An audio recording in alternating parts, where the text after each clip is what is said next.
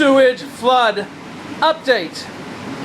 The cleaners have been, and now there are industrial-sized dehumidifiers that are keeping this place dry so that the concrete dries.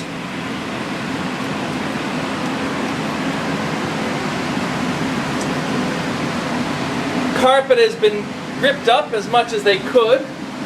Still some ridiculous pieces of carpet lying around underneath that exercise bike, for example, or around the skirting of that cupboard. Skirting boards. Inside this cupboard, there's still carpet that is rotted. And you can see clearly in the light here that there is some damp still here. Now that was just evacuated a short time ago, but it's coming up from the walls and from the floor itself. Dehumidifier in my bedroom. That gets turned off at night. 2 in the storeroom.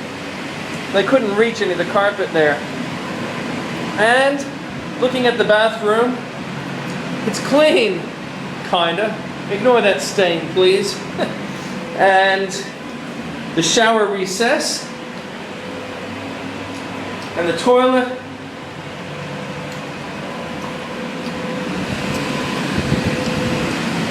Next step, carpeting.